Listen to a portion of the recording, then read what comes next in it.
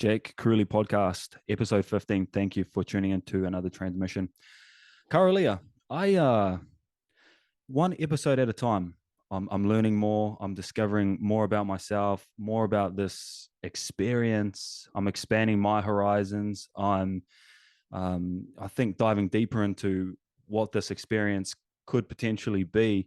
So having someone like you who is, let's say, further along the path than I am, in terms of like spirituality, and everything that encompasses like non-duality as well. I really appreciate your time, and I hope that through this conversation, I myself and the listeners can gather some of your insight and wisdom and knowledge that you've been able to attain along your path and along your journey. And I hope to learn more about you. So I'm just going to hand it to you briefly and just offer you a space to introduce yourself. Epic. Thank you so much, Jake. I love how you just framed it up and set a really clear intention for what you would like to receive from this. I love that. So yeah, my name's Kara-Leah, obviously, and I have ended up as a spiritual teacher, which wasn't my ambition in high school. didn't even know that was a thing. But I was always a seeker. And through my 20s, backpacking overseas, partying, all the things, reading all the books, doing yoga, meditation, ended up having quite a earth-shattering, expansive awakening, and which rocked me to my core. It really impacted me psychologically. All of kind of the stuff that I'd been suppressing and locking away and not looking at, it felt like it was all just thrown metaphorically into the living room floor for me to deal with. So my 30s was so much around recovery from that experience, which went all the way into psychosis, and just making sense of who I really was, because who I thought I was and who I actually was, there was just such a huge gap. So I was absolutely dedicated to my practice as a form of recovery, and that led me to be asked to teach yoga. So I started teaching yoga and just kind of rolled on from there, and just found myself in this position where my own insatiable desire to know and a natural tendency towards teaching, those things converged. And so I found myself teaching other people walking the path. Yeah, you spoke about psychosis and recovery. Yeah. What specifically were you recovering from, and what led to that psychosis? Right. So when I was 29, I was living in Canada at the time. I was literally right on my Saturn returns, which is a particular astrological phenomena that can occur. And there was a convergence of factors whereby I was feeling incredibly stressed in my relationship. My core childhood wounds and fears were coming up. I was doing a lot of practice, a lot of yoga meditation, and I was also experimenting with, consciousness expanding drugs, mushrooms, cannabis, tiny bit of acid, not that much, and coming and doing less and less party drugs, because I had done a lot of cocaine, done a lot of ecstasy, etc.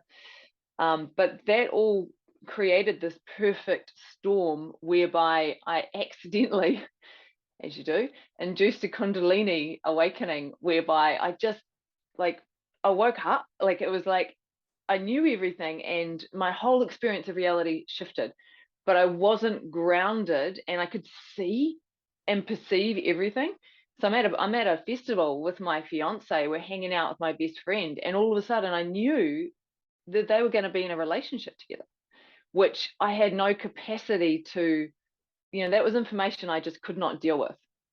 So all of that basically meant that I started to go into disassociation, and that disassociation went into psychosis, and I ended up in Lionsgate Hospital in the psych ward. Yeah, I have a friend who has had the same experience, actually multiple friends, and I was just having teary eyes because, I had an experience like that as well, although it didn't lead to psychosis per se, but it has led to like just a 24/7 disassociation. You almost put in a space where you struggle to believe like or trust in a notion of a you, right? Like the identity that you're willing to put on yourself, you see through that like entirely, and then you can't not unsee it. So I can see Mm, how that would lead to psychosis. Could you take me back to your childhood? Because I'd like to just get like a frame of reference of mm, the path that you've walked from childhood to now. So, how would you yeah. describe your childhood? Well, I would say that at the time that I was in it, it was a fairly middle class Pākehā upbringing. My parents were both school teachers. We had, there was definitely financial challenges, like particularly after my parents divorced. My mum went on the benefit for a little while, and before she was able to find work as a teacher, and then she was working full time with 3 kids. So there was that kind of dynamic. Um, it, at the time, I thought it was an ideal childhood. I thought it was great. But later on, I began to realize, I was like, oh shit, there was a lot of emotional neglect. My parents were not capable of emotionally supporting us children because of their own stuff. And we weren't met as children emotionally and didn't receive any of that mirroring or that validation for our inner worlds. So over time, I started to realize that my ideas of childhood and what I actually experienced were quite different. So I felt like I had a really privileged upbringing, and in many ways I did. But then there were other things that were just incredibly lacking. When did you begin to notice the lack, you weren't getting the attention and nurturing and comfort that you needed from your parents and from the guardian? So when did you start to Yeah. notice, or when did others start to notice? I think it started to drop in when I was in my 20s, and I was like, I left when I was 21 to go overseas. And I was overseas for 8 years. I didn't come back until I was forced to come back. And people would say to me, "Are you homesick?" And I was just like, "No. Like, what do you mean? What are you talking about?" For me, family was something that was scary almost. That was really hard to be around, really painful. So I created family overseas. I found, we would do Christmases together and New Year and Thanksgiving. And, it was like we called it the Orphans Christmas. So all of us would come together. And now I recognize, I'm like, oh shit, we're probably a bunch of traumatized children trying to grow up in the world, finding each other. Yeah, and that's one thing you do notice about kids who have gone through trauma, even adults or like teenagers as well, is they tend to have certain normalcies that they all express.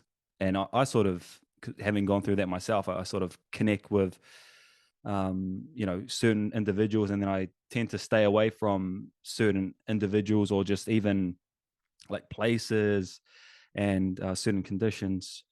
What about when you did come back?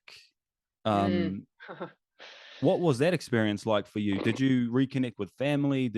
Were you still married then? Were you married So then? no, we were only engaged, and so my fiance broke up with me. I had 2 episodes of psychosis.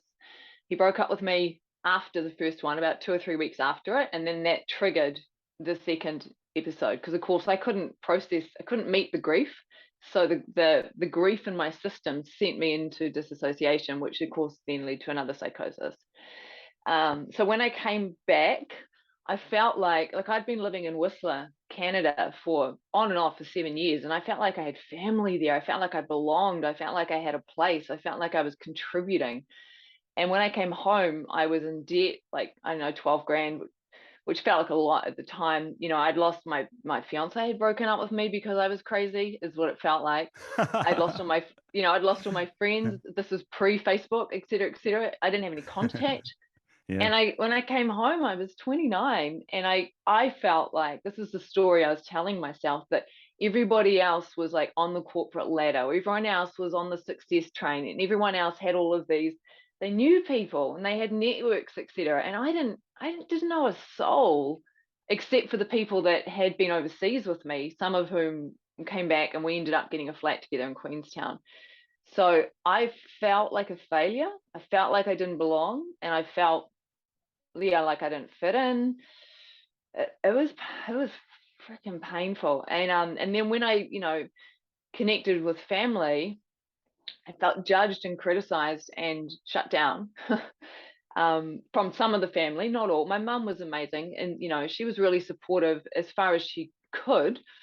But I still had unresolved stuff with her from childhood, you know, and so family just felt too hard and too painful. Yeah, I can totally relate to that. When you were because you were in like a mental institution, and Yeah, your hubby at the time, um fiance your or fiance sorry, yeah. your fiance at the time, he left you. I want to know, like, how did they react to it? So your fiance at the time, and then the people in the mental institution, like Mm, how do they react to something like that? mm. So the first time that I went in, my fiance drove me down with one of our mutual friends because I'd been kind of losing the plot for a few days, and I'd started to do spontaneous kriya, and I'd started to speak in a different language, which, you know, my fiance thought might have been like ancient Egyptian or something. Um, so when that stuff started happening, they were just like, okay, we got to take her down. And so I vaguely remember seeing like a psychiatrist when I was being admitted to the psych ward of the hospital. And I was in the midst of doing prostrations to the sun god Ra, you know, and literally I remember being in his office spontaneously doing these prostrations in all four directions, you Yeah. know, to the because all this stuff was coming through. And that psychiatrist had a sense. He's like, oh, spiritual burglary. You've opened doors that you were not ready to open yet. We just need to stabilize you. And I was only there for like 3 days. And then they released me with they diagnosed me bipolar. They said it was a manic episode because it ticked some of the boxes for that, and sent me away with some medication. And that was kind of it, you know. So I was going through all of this intense emotional stuff with my fiance, and I felt like I couldn't talk to him, but we were living together. And I'd just been told I was bipolar, and I'd just been in the psych ward. You know, it's like, and I wasn't very good at that time of reaching out for support or emotionally connecting with people because I thought people were dangerous. Wow. I mean, what a journey you've been on, and Mm, you've had to experience as well. And I feel like that's interesting, just seeing people, like if you just go down the street and just seeing someone, and obviously you have like a perception of who they are, you know, like you're looking at them up and down, like, oh yeah, they're this, they're that. But it's interesting actually hearing that, because I feel like people wouldn't think that about you. yeah. So thank you for sharing that. What about when, like, how did you take steps to Mm, address these certain experiences that you were having? hmm Well, I knew that what I'd gone through wasn't just mental illness. I knew that it was something spiritual. And so there was that kind of knowingness. So that was one aspect. The second thing was that I knew that yoga and meditation would support recovery, that somehow they would help me to put myself back together. So I practiced yoga. I had a home practice. So I'd practice, you know, 3 to 5 times a week, and that was one of my lifelines. And the other thing I did right at the very beginning was I just started walking every day. And then I started just running a little bit and walking and running a little bit and walking. And it became like this game of seeing, you know, can I run a little further? And that just gave me the sense of finding success in one small thing, which was like, can I run 3 kilometers? Um, so it was a very incremental kind of approach to very slowly building a foundation. Um,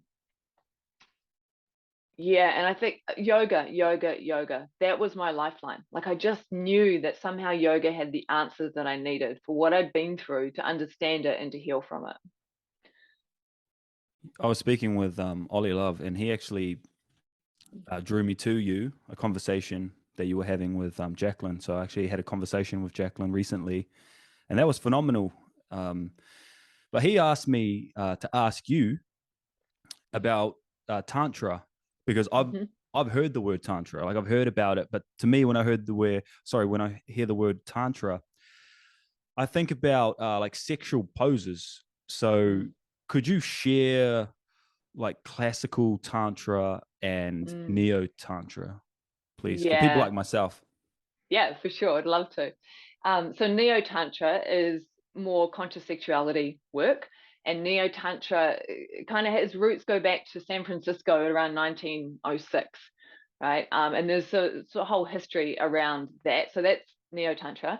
Classical Tantra is a methodology for self-realization or awakening that arose in like Southeast Asia around, the texts that we see now. It started around 500 AD, but its roots go way further back. Like, it actually arose out of shamanism. It's a very it comes from indigenous roots, right? Is where it comes from.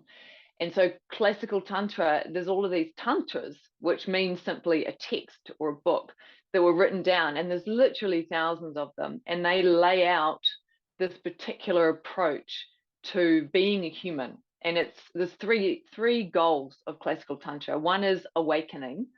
And that's the shift in identification that happens when people realize that what we are is just awareness.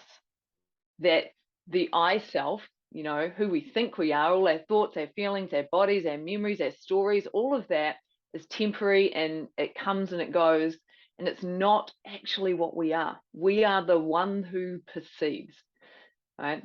And then there's liberation, which is the dissolving of conditioning and beliefs, and prosperity.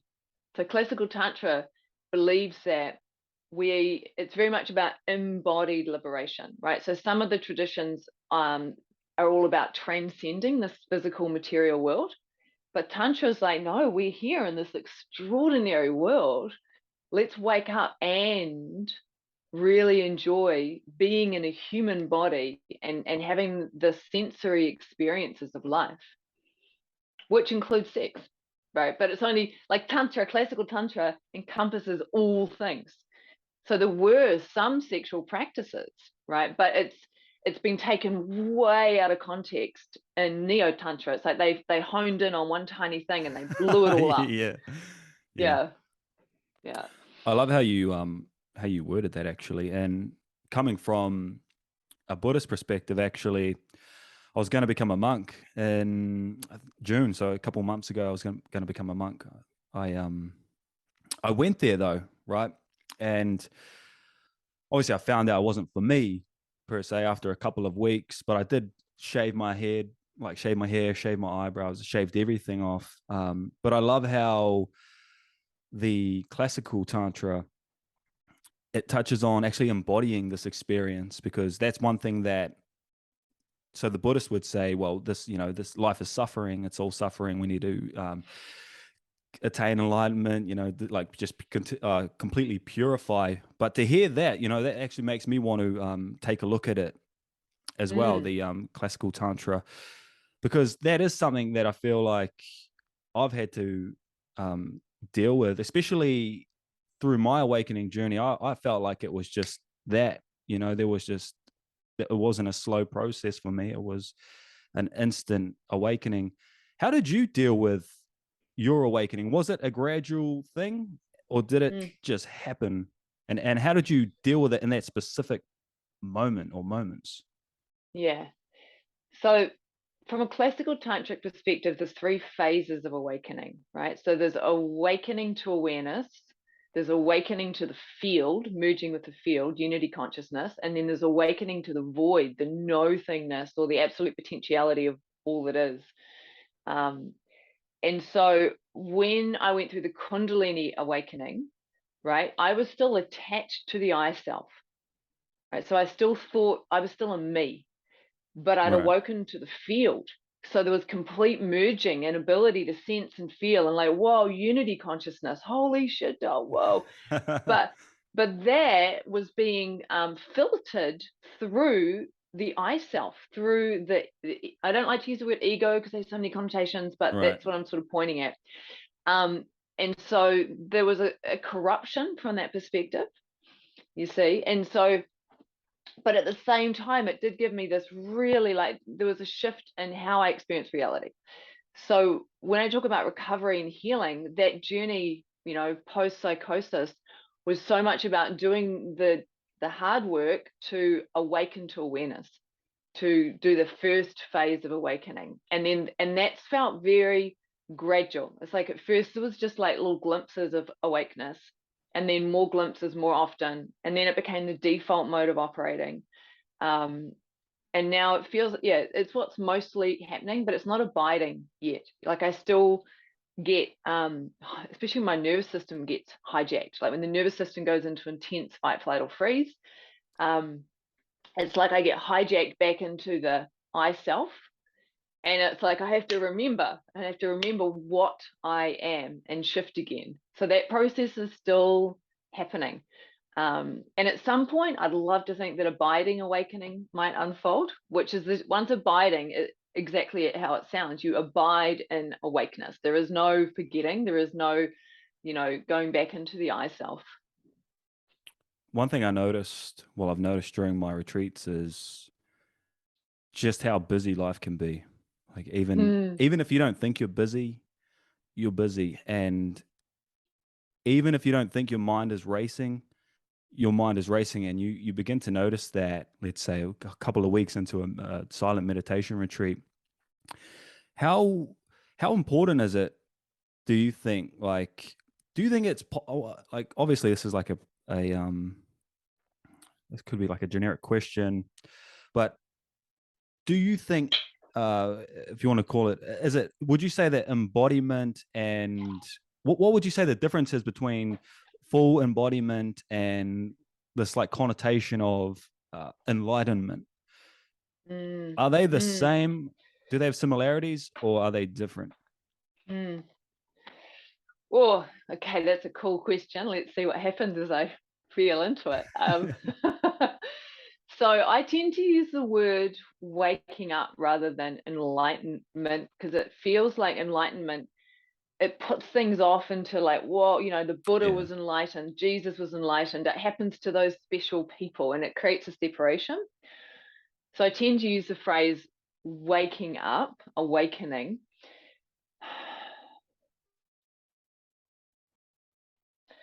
What I notice is that from an embodied, yeah, people will often have a concept. People will say to me, "Oh yeah, I'm awake," and I will listen to them and I will watch them and their Yeah. embodied experience, and I can see. I'm like, "Oh no, you're experiencing a concept of awakeness, but awakeness is not actually yet unfolding." And I question myself on that too. I'm like, how do I know that I'm not in a concept of it rather than an actual embodied sense of it? Um, and what I notice in that is a willingness to be curious, to be open. And I literally feel like when I ask a question like that, there's a sitting back into the central channel. There's a resting back into life and like a waiting to see what happens. Whereas if I'm in the I self will seek to defend, justify, rationalize, or explain. There's a certain quality of energy that is there that doesn't appear to be there when awakeness is present. What specific modalities do you like to use, specific tools to get to that undefined space, if we Mm. want to name it? Ooh. One thing to recognize is it's always here, right? It's here. It's right now. It's right now. And so the tools, curiosity has been one of the key tools that I've used right from the get-go, because curiosity, it can't coexist with judgment. You cannot be judging things as good or bad. I like, I don't like. Oh my God, look at you. Like, you can't do that if you're curious. Right. So there's a different flavor of the way that one orientates to reality if one is curious. There's an openness, has a different felt sense. So that's been absolutely critical. And then I did a lot of embodiment practices for a long time, like yoga practice, dance practice. And then from about 2010 onward, I started doing a lot of visualization and chanting practice, a lot of chanting. Chanting is extraordinary. Like, it's such a fast route quite often to softening things, to dropping in, to letting go, you know. What were you Uh, chanting specifically? mm. So I did a lot of kirtan starting in around 2008. So that's all the different kirtan Yeah. chants that one does. And then in 2010, I learned a specific tantric practice which works with bija sounds for the chakras. And they're very simple: A, E, U, A, O. It's just vowel sounds. And then now I have a playlist on Spotify called Magic Mantra, and I just have all my favorite mantra songs, and I will play them. I play them a lot. Like, I don't really listen to popular pop music anymore, or rock. I listen to mantra. Yeah, But I'm there's the some pretty same. cool. Yeah, I'm the same, to be yeah. honest. I've sort of just taken a back step from all the music. Like, I just, man, people say that I'm like really negative. Not negative, but just because I won't listen to like the hip hop music that's going on today. I just feel like it's so conditioned, and it's just putting you in this state of, I mean, whatever it is, right? Everything seems sexualized nowadays. And when Mm, I done kirtan for the first time, it's about 8 months ago. It was in Hamilton at the Mantra Lounge, and man, I've never experienced anything like that before.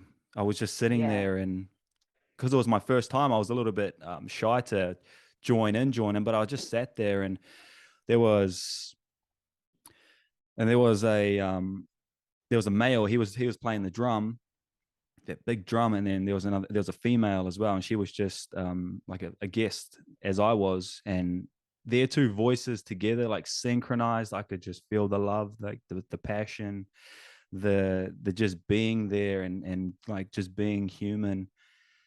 And Mm, it just brought tears to my eyes, and I've like never had like an experience like that before. I just completely dissolved, and really just enjoyed that moment itself. So yeah, chanting. Do you mm, do, what about meditation? Are you doing meditation now, and what types of meditation?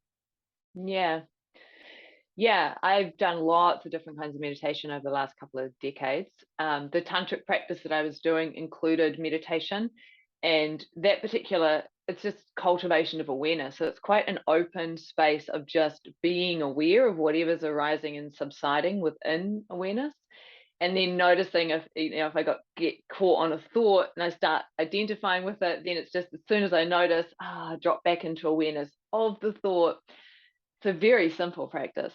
And there's a bunch of other ones that I do that has specific purposes. Like, there's a golden column meditation, which is really supportive for dealing with intense emotions.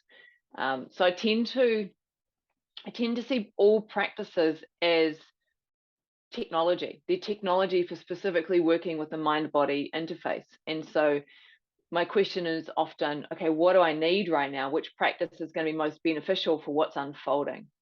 Yeah.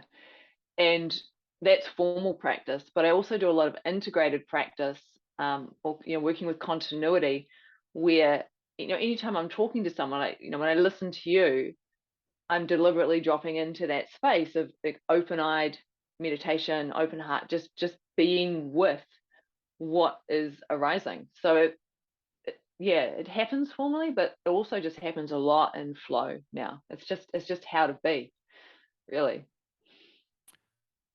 I see people saying, especially in the like the spirituality community, and maybe it's new age more than like classical spirituality, but people who like, it's interesting because to me, like the essence of spirituality is the dissolving of like labels, identification, concepts, perceptions, like putting a name on anything. So for me personally, to see others, and I'm not judging them in any way, shape, or form. I just find it interesting how how people can say they're so spiritual, and then they start like giving themselves all these labels, like Mm. I'm Uh-huh. I'm a light worker, I'm this, I'm a that. How do you view that?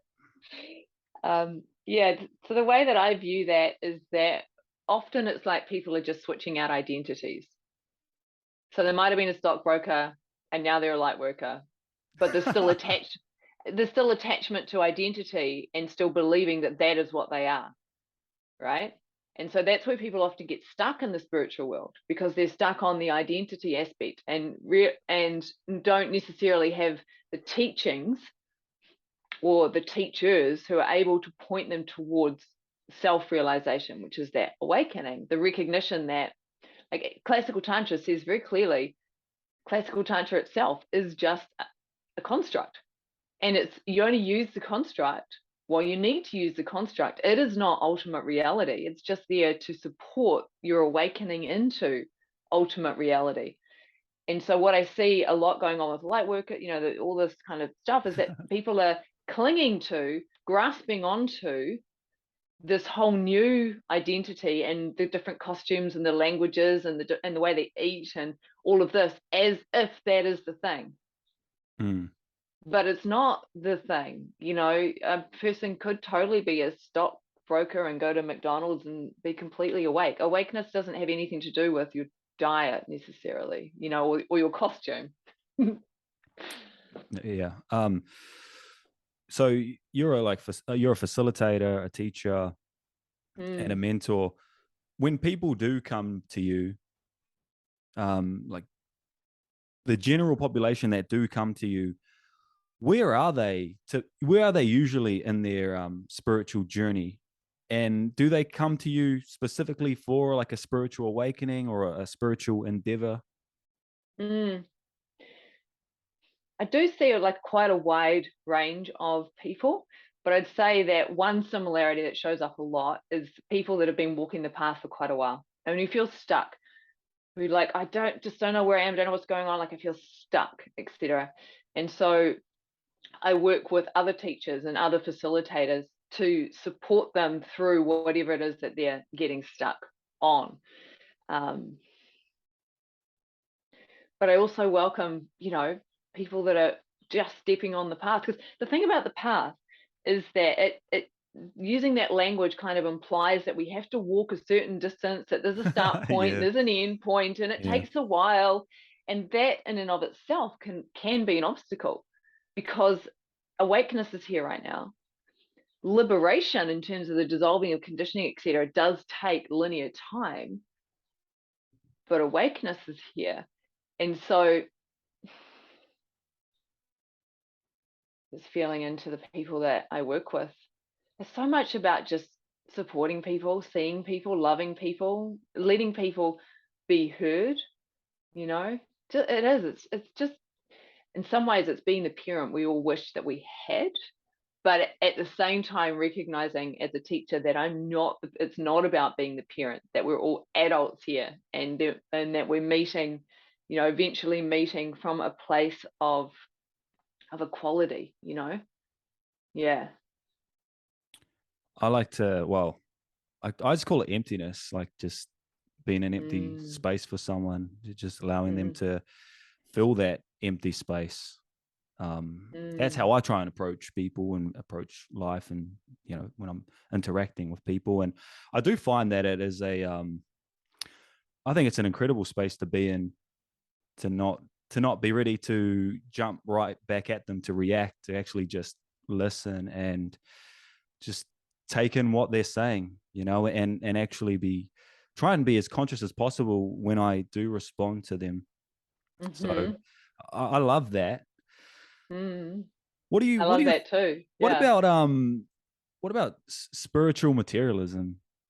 It was the Tibetan teacher who coined the term, Chogyam Trungpa, because I have friends and they're in the spiritual path, but they have so many it's like items, like crystals. They have all of these like outfits, so many things that they think they need now because they are spiritual.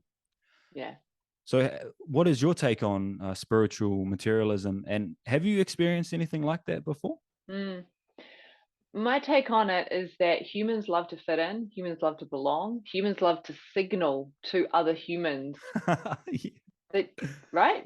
Yeah. People love to signal, and the way we dress signals things, right? So in terms of fitting in and belonging, if someone discovers the spiritual community, and the thing about this, I mean, for me, when I discovered the yoga community and then the spiritual community, I felt more seen and more loved and more held, all of those things that I've been craving that I didn't necessarily receive in childhood, right? So I think that a lot of those human needs play out in the spiritual community, which is great because a lot of it can then be healed. I mean, I have quite a significant crystal collection from over the years, and at one point I was just like, I just need to get rid of all of this because it's complete bullshit and it's not really a thing. And then I realized, actually, they're really beautiful and I quite like looking at them, you know. So there was a recognition that, yeah, crystals aren't the thing, but they're enjoyable. So I'm going to enjoy a crystal without mistaking it for the thing itself. Yeah. I've just had that experience as well, actually. I went to the crystal store and bought me heaps of crystals, but I didn't go in specifically because they have a little card, right? When you pick out the crystal, it says rose quartz, love and all this. It gives a little description. I don't get it for that. I got them because they're like comforting to look at.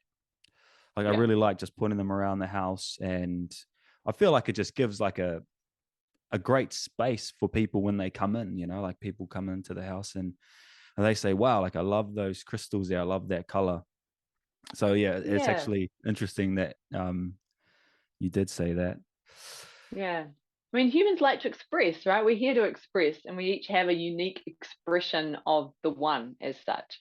Like, if what we are is awareness, and awareness is in all things, and we're a unique expression. So some of us will want to express by wearing, purple flowy dresses and having patchouli on or whatever, and some of us will want to wear a power suit, and that's just the expression of the human. But again, just not getting hung up on and thinking that it means that someone's spiritual or not spiritual, because it's just a costume.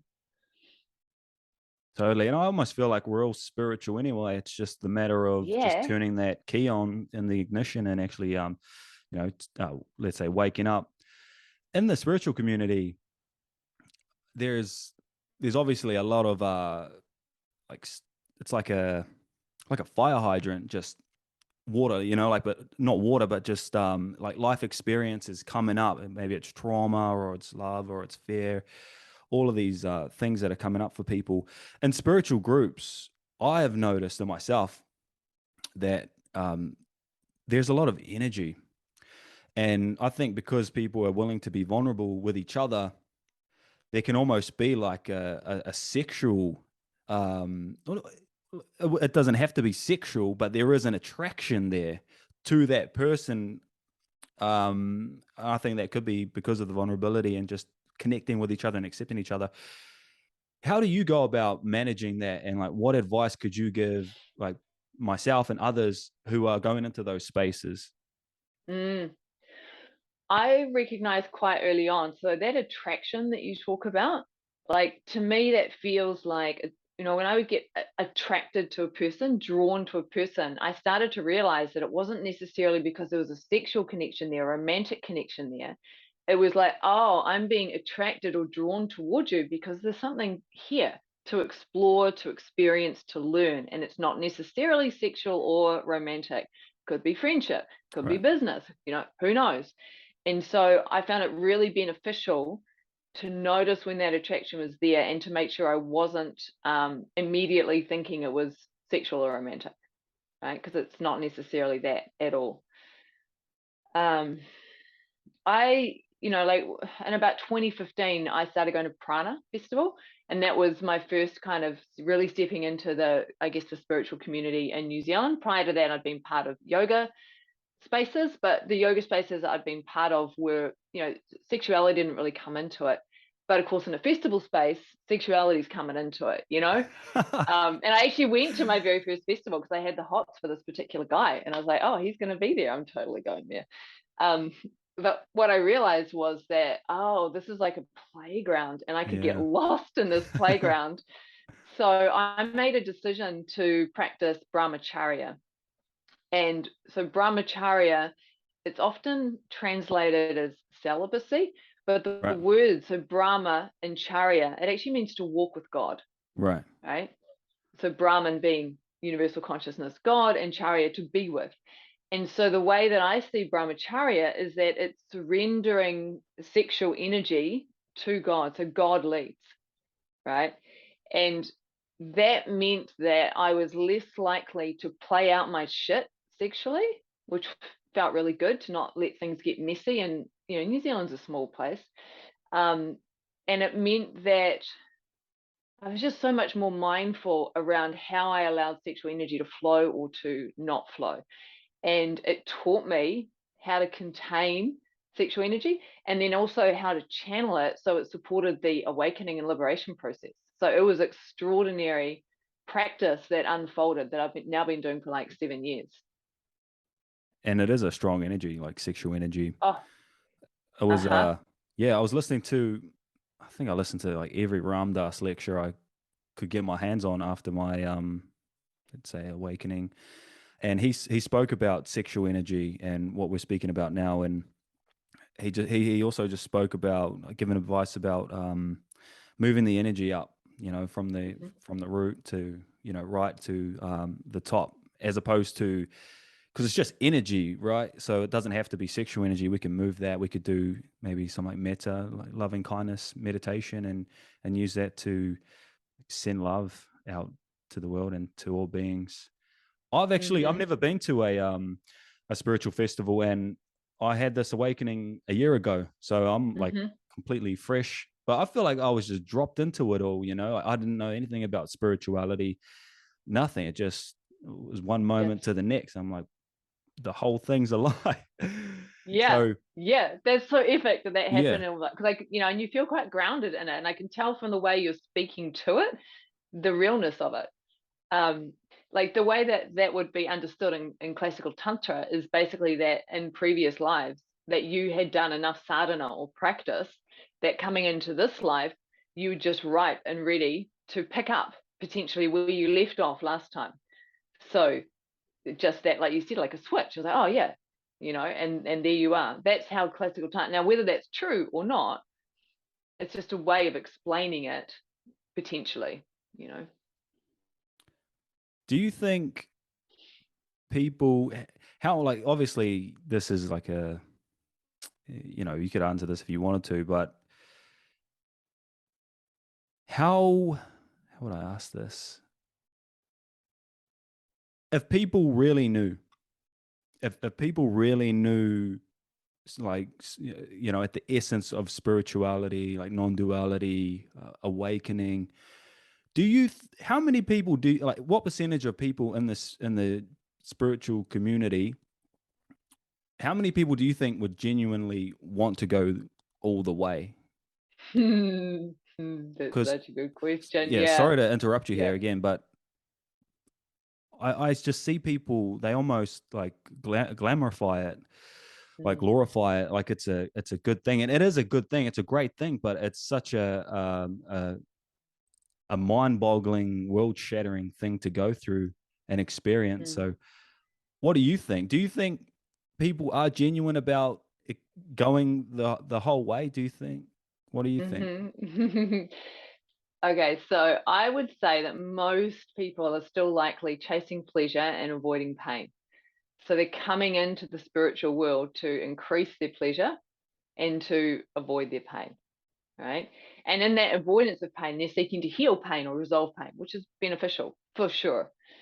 Um, what really marks out those on the path who really want it is because their alignment is to truth, not to avoiding pain or chasing pleasure, but they want to know truth. And my experience of, aligning in that way towards truth is I've had to go through a lot of terror and a lot of fear. And I don't, that doesn't necessarily mean that all people will have that experience on the path, but the human psyche is hardwired to avoid fear and terror. So to consciously learn how to lean into it, how to feel it, how to digest it, that's freaking big work. And I think, I mean, I can't remember which teacher said it. One teacher once said that, phrase this. So in classical tantra, there's another framework that says there's 9 stages of awakening, and the first stage is where everybody is, because like you say, everyone is spiritual. They just haven't yet realized it, or they haven't realized, so everyone is spiritual. And then there's a certain awakening that happens, and all of a sudden some of the ignorance falls away, right? And one of my teachers is like, don't leave those people alone. If people are in ignorance, let them enjoy the ignorance. Ignorance genuinely is bliss, you know? It's like, don't be Yeah. seeking to try, like let them be. But then there's those that come over the threshold, and then they're like, whoa, there's more to life and something's going on. I don't know what it is, and da da da da. And a lot of those people, because I get a lot of people contact me because they've had Kundalini Awakenings and they want to work with me, and they're like, I just want to get back to normal. I just want to fix this. I just want to heal this. They're not really that interested in truth and waking up. What they're interested in is not suffering so much and enjoying their life again, you see. So yeah, I mean, I would hesitate to put a number on it or a percentage. Right. Um, but my sense is that there's a lot of people in the spiritual world that are there that really don't give a shit about waking up. And that's okay. Yeah. Like if you Yeah. don't care, you don't care. And it doesn't matter. It's just the great playground of life. Yeah, absolutely. Being in this world, and I'm not honking my own horn here, I'm not perfect. Though I do take steps in my day-to-day life to try and improve and just expand and just to try and genuinely be a better human being. How do you find it, like being in this world and how Mm, things are? There's a lot of beauty and there's also like a lot of chaos. Let's say yeah. specifically COVID-19, and we don't have to go into like the nitty gritty of things, but how have you navigated your way through like all of this shambles of COVID-19 and just how people are perceiving things? Yeah. Ah, one thing that really supports me is the recognition that so in Tantra, there's awareness, consciousness, right? And then out of that arises energy, which generates all of reality. Now, energy, sometimes referred to as Shakti, and Shakti seeks to experience life, right? That's what it's about for Shakti, is like to experience life. And from Shakti's perspective, there is no differentiation in terms of experiencing a famine and experiencing a feast. Both of those are desirable to Shakti because it's different. She's like, whoa, I get to experience famine and have, whoa, yeah, wow, you know, I get to lose but 50 kilo. yeah, like whatever it is. But humans, because we have such a deep biological fear of death, et cetera, all of those fears determine the way that we perceive happenings. Yeah. So we see happenings as desirable or undesirable, good or bad. I like it, I don't like it. So when COVID started to happen, I was curious, Yeah. and I was like, oh my God, I've never lived through something like this. This is so fascinating. What's going to happen? And at the same time, I'm like dealing with the practical realities of my retreat in Mexico suddenly had to be cancelled, and this had to happen, and that had to happen. But that gives me an opportunity to see where I'm attached and where I'm in aversion. So it was a real dance. And one thing I did, I'm so glad I did, was in March 2020, I left Facebook, right? Because my feed, Yeah. what was happening in my feed, and I was just like, oh my God, you humans, like, what the fuck? And I just noticed a part of me that just wanted to fucking push back and just say, dudes, whatever, whatever, whatever. So I was like, okay, I can't be doing that. I'm just going to leave. So I left, because I've been in this position of neutrality, right? Mm. Of of if we categorize things as called the freedom movement and the government, if we just broad brush, if we broad brush stroke it like that, I Right. love them both. I love them both. I see them both. I get a sense of how what's like leading to the way that they're operating, and I think it's got a lot to do with unresolved trauma and fear and distrust and lots of things on both sides. Control, power, domination. It's just the play of life. It's just humans being human and playing things out. So I kind of delighted in it all, didn't take it too seriously, and learned not to get into conversations with people because people were really attached and identified and got incredibly freaking triggered about stuff. And I'm like, I didn't want to go there because that's not my paradigm. I can't I can't contribute to this conversation because you're dealing with it from a place that makes no sense to me. Yeah, Yeah. that was my dealings with COVID. And I wrote a bunch of articles about the protest that happened at Parliament because I was fascinated by what was unfolding there. And that was interesting because I was neutral. And Right. I began to feel like like everyone was hating on me. I got messages from people in the media saying, we have no faith in you, blah, blah, blah. And I got messages from people in the freedom going, we have no faith in you because of blah, blah. I'm like, okay, guys, just because I'm not agreeing with you guys doesn't mean I don't love you. Both of you, all of you. Yeah, I think we forget. I really do think we forget that we come in here alone and we leave alone. And Mm, I feel like ourselves, we need to just take care of that, and if everyone would do that, and obviously some people don't have the capability to do that, um, this world would be a completely different place. And I'm not here to like start preaching like, this world could be perfect, because I don't think it ever will be, not until every individual starts to take some accountability. But it's interesting as well, like, because I take a neutral um, position on things, though. I kind of, yeah, I was actually, I really like engulfed myself in what was going on during COVID, right? Because I had my little experience, well, mid COVID, right, like a year ago. So I actually woke up to like just seeing, and I actually, like, the first thing, sorry, like I always jump around, but the first thing I thought of when I had that experience was I forgot who I was, and I was trying to remember who I was, and I forgot. I just couldn't yeah, remember who I was. there's And nothing to hold on to, right? It's like, yeah, there's nobody here. Shit, there's yeah, nobody here. yeah, exactly. And I went to tell the monks because I had no idea what happened. But then the second thing that happened to me was I just realized, like, you kind of realize it, but I realized more in that moment that there's enough in this world for everyone. And it's just fascinating how we don't, like, everyone doesn't get, and I'm not saying everyone should get the same. I'm just saying, like, there's enough resources for everyone in this world. Mm, So that kind of led me down a little rabbit hole, but then it consumed me, right? Like, I began to just consume all of the specific information, and then I was feeling so hopeless and down, and it really took over me. So I actually had to jump out and then just take that stance of, whatever's happening out there, that's happening, but I'm going to do what I can for myself to put myself in a better position. So I yeah. thought I'd share that with you. I want to go back Yeah. to the festivals, right? Because I've never been to a Mm, festival. What's it like being at a spiritual festival, and why do you think people go? Are they mm, are they wanting to heal? Are they wanting to just experience certain yeah. experiences and meet people?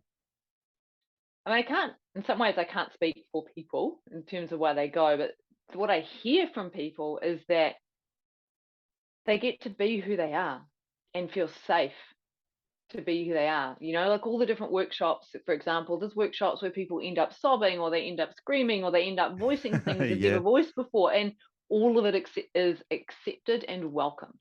All parts of people, to a degree, are accepted and welcomed in. And so, my feeling of, why do people come to the spiritual festivals is because they're curious, they're seeking, they do want to heal and resolve things. They want to go somewhere where they feel safe to be who they are. And maybe they want to dance and have an epic time with the gigs and all the amazing musicians and bands. It's such a smorgasbord of the music and the healing zone and the workshops and the market stalls and the kids zone. And it really is in some ways like village life for 4 or 5 days. Everyone's living on site, and you get up in the morning, go to brush your teeth with everyone else brushing their teeth, and everyone's lining up to go to the bathroom, and and all of those interactions of the daily life that we don't have in our, our little boxes on the street. Totally. Honestly, I could just put my hand out the window and shake my neighbor's hand. It's crazy, like, how urban living is actually, everything is just becoming tighter and tighter and tighter. And now we're seeing in the cities they're putting up like shoebox apartments, and I guess it's all for a profit. Um, just a little ramble, just a little ramble. On It's so funny you said that. How do how do you keep yourself safe? How does and how should what would you encourage teachers, mentors, like facilitators, people who are working with vulnerable people?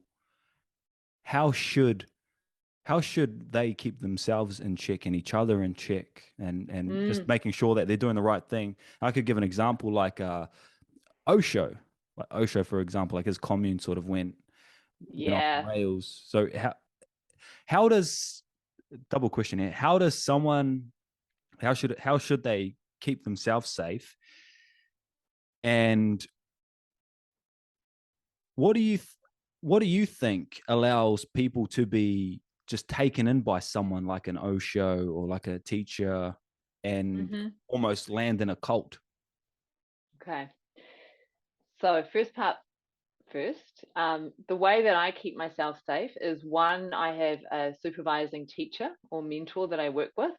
And so that's who I go to discuss what I'm going through, what's coming up. And then if gnarly stuff is happening with anyone I'm mentoring or working with, then I can touch base with him and get feedback, etc. So that relationship is really important for me. And he's from a classical tantric lineage. So there's also the sense of lineage, which Right. feels really important to me. And, I live by the view teachings. So the Recognition Sutras is one of the texts that I know inside out, and I live by it. I have this vow towards, there's the prayer for pure motive that I use. I use it when I practice. I use it when I go and speak. I use it as how I orientate to reality. And that prayer is just, may I practice out of love for myself. Mm, May I practice out of a desire to know the truth. May I practice for the well-being of all beings. So those three things, love, truth, and the well-being of all beings, become the pillars by which I seek to orientate to life, and I seek to embody that. Um, and then I have a bunch of amazing friends, colleagues, many of whom are facilitators, etc. And I check in with them, and I'd love to think that if they thought I was out of alignment or I was doing shitty stuff, that more than one of them would come and give me feedback straight away. So listening to the feedback is really important. And then I also self-regulate. So when I'm leading a group of people in a container, I notice if I act from a triggered space or if I act from a power over. I can notice it. It's fucking apparent. It's like obvious, right? And so yeah. I will own it and I will Mm, acknowledge it and I will make amends. And plus when I'm working in person, I'll always have an assistant who's there. And part of that, the role of the assistant, we debrief after every session and I check in and I'm like, was I off at any point? And that assistant is there to give me feedback on how I might be not acting out of love, truth, and the well-being of all beings. And I'm in the process of getting a code of ethics up on my website. So it's like an ongoing process, but those are the key things, like my teacher, my colleagues, and then how I operate when I'm in a space with people.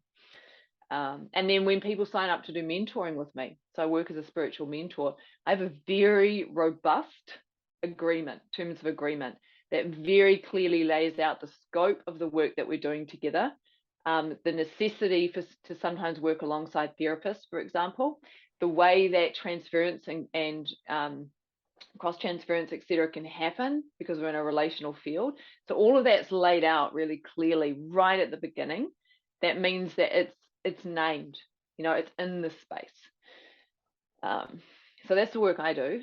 And then in terms of Osho and how people get attracted into those spaces and how people end up in cults per se, I watched Wild Wild Country, which is the doco on Osho. I was fascinated by yeah, it, yeah, yeah, yeah. because I grew up like in my 20s. I had Osho's tarot deck and I've read lots of his books, and I did find when I watched him on YouTube that he didn't, felt a little off for me. So I sort of stopped engaging with him once I saw him in person, Right. like on the screen in Mm-hmm. person. And what I feel is that he had a certain level of awakeness. He was very like, there's a scene he walks into the marquee and there's hundreds of people in the marquee and he's just like doing that, and like he's totally energetically playing the field, like he's working the energetic field, and people have opened up fully and surrendered into that energetic field. So now it's like he has control of those people, and it was very palpable. I could see that. But what he promised and the vision they had, and what they created was, it spoke to, again, this is where it comes in, it spoke to the fundamental human needs: to feel safe, to feel like they fit in, to feel a sense of belonging, to feel a sense of purpose, to feel validated, to feel love. And so when people came into that community, he structured it in such a way that those human needs were being met, and people did have extraordinary experiences there, even though there was also the other shit going on, like what went down with the secretary and, you know, just some of the dodgy dealings. Yeah, so I think that why people get attracted and how people end up in that space is they're seeking to meet their needs, right? And they're doing Yeah. so often with projection. They don't necessarily have a level of discernment. And the teacher at the front of the room, like OSHO, can be literally casting a spell. Like they're like projecting I am the authority, I know more, Mm. I am powerful. You know, and there's no doubt he had cities. You know, cities are powers that are cultivated through spiritual practice. And in the tantric tradition, once powers start to be cultivated, the path kind of diverges, right? And in the tantric tradition, those who use their power to aggrandize the I self, right, for money and fame and sex and all that stuff, they are called black sorcerers because they're using it for personal gain. Whereas those who take their cities and they use it for the benefit of all, then they're called white sorcerers because they're using their power for all beings, right? So it's laid out, and the pitfalls of it, the karma that accrues to, you know, the karma that Osho would have incurred because of what unfolded would be quite massive, I imagine. Yeah. Yeah, absolutely. And I feel like we can see some of those sorcerers in plain sight. You know, they sort of put Yeah. themselves out there on the grand stage. When when you, let's say, dissolved, for lack of a better word or better term, how do so? There's almost like there's a dissolving, and then there's almost like a putting back to a Yeah. somewhat putting back together phase. Um, how did you go about putting yourself back together in regards to boundaries? Because you had, because you're very curious, and I'm curious as well. So there are things that it almost seems like I'm so curious that I want to do it, even though I don't want to do it. Um, I don't know if you need an example. Do you need an example? I think I need an example. You knew that. so so like growing up being in like a monogamous relationship, now that the relationship itself, like my relationship to the partner, isn't a codependent one. It's one out of love, out of unconditional love too. So it's like I want to explore because I'm curious. I'm like, well, that'd be curious. I'm really curious to try that out. Like try it, like let's say swinging, for example, or uh, bringing in other people. But I know that I don't want to do it, but I want to try it out because I'm so curious. So that's one Mm, example, and I guess I'll bring mm. out like the hardest one and like the most interesting one. How did you go about like rebuilding yourself after that dissolving and Mm. just staying in that and not being too curious to like want to try all these like weird different things? Mm. I feel like there's two questions there. So I'm going to start with the putting myself back together post awakening dissolving. So I call that integration. That's the integration period. And that can take a long time to integrate. And what happened for me was when I came home to New Zealand, because the fear of failure came up so strong, and I guess my desire to be validated or to know I was worthy or all of that, I went into this intense kind of needing to prove myself. So it's almost like I started to rebuild all the old shit as fast as I could in a mistaken attempt to, you know, deal with my psychological stuff rather than knowing to let it all burn to the ground fully.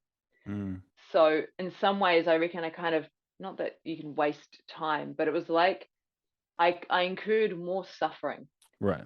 because I didn't have a teacher to guide me, and I was scrambling to hold on to something and to prove that I wasn't a failure.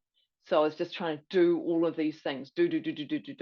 And that took a long time to burn out. So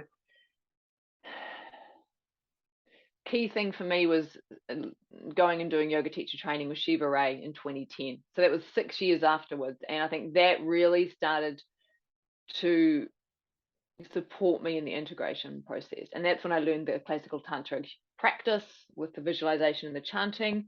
And I feel like that really began to work on me on an energetic level. Yeah, so that was the integration. And I made so many mistakes. Yeah. Yeah. In terms of, yeah, Can I just boundaries. say, sorry to interrupt you Yeah. there. I just completely put my personal life out there like that. But okay, we'll continue, because maybe other people are going through this or have experienced this as well. They're too curious, so they want to try different things, and maybe other people don't align with those specific activities. Yeah. So I'm feeling into that. I don't know if I've had a similar experience. Because when you say I'm feeling into it. It's really, you're saying you're curious about doing the thing, but you're also saying you don't want to do the thing. So I'm curious about that, that gap. Yeah. And where the not wanting is arising from, and where the curiosity is arising from. You see? Yeah. So where things arise from, that's what I'm most interested in. And as much as possible, my attempt is to orientate to center and to move from center, right? But what often happens, of course, is that I'm moving from conditioning, you see, Right. right? Yeah, me too. Yeah. And when I move from conditioning, so in Tantra, we talk about karma and kriya. So karma simply means bound action. So it is action that is undertaken from attachment or aversion. And any action that's undertaken from attachment or aversion carries the energy of the attachment or the aversion, and that energy informs the action that's being taken and generates more attachment or more aversion. And that's the wheel of samsara. That's the cycle. Kriya is spontaneous, free action that is just arising as the expression of the being, right?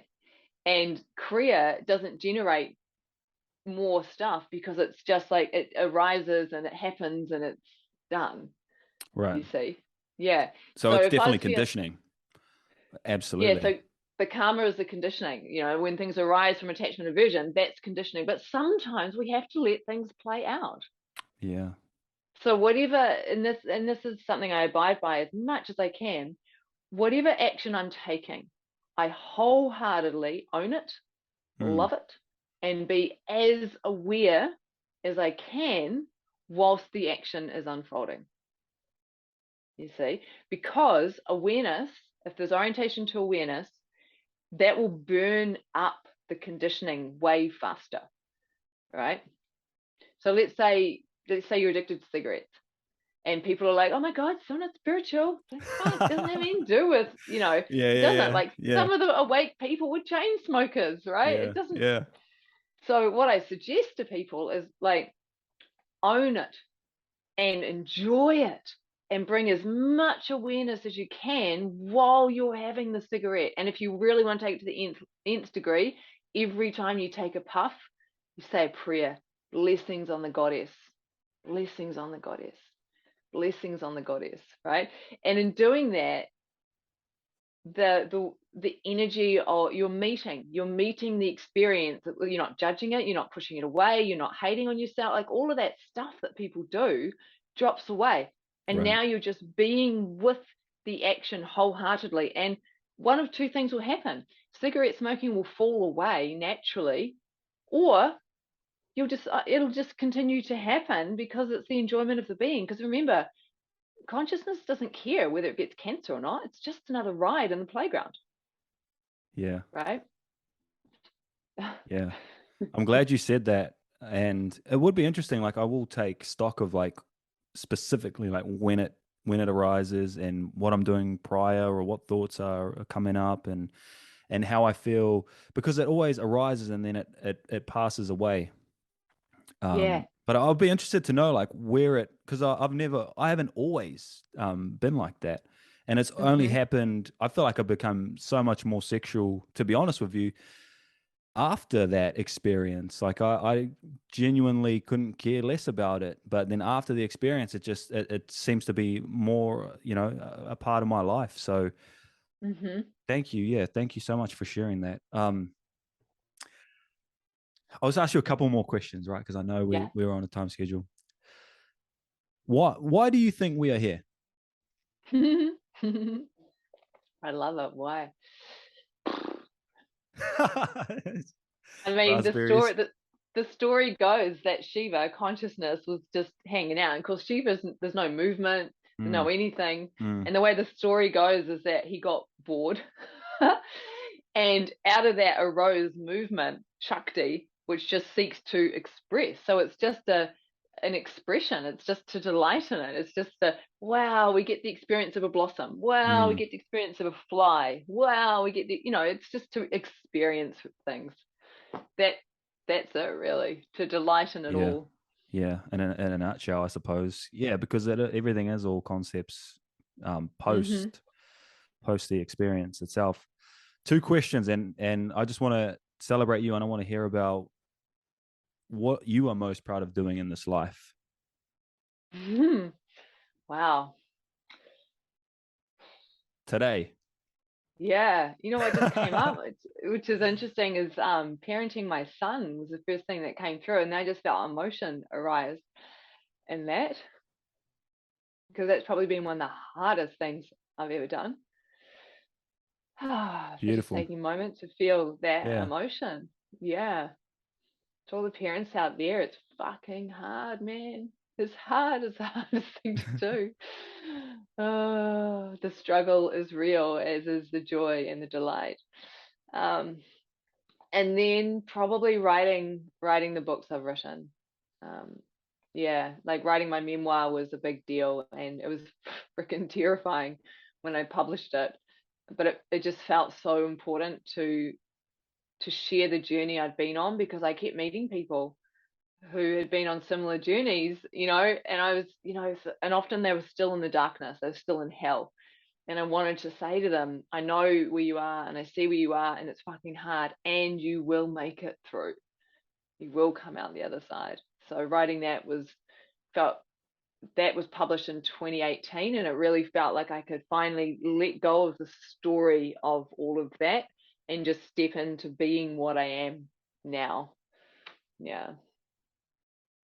I often want people to feel how I feel. Just, Mm. and I always say, like, I would give it up. I would give it up just for people to experience the way that I feel.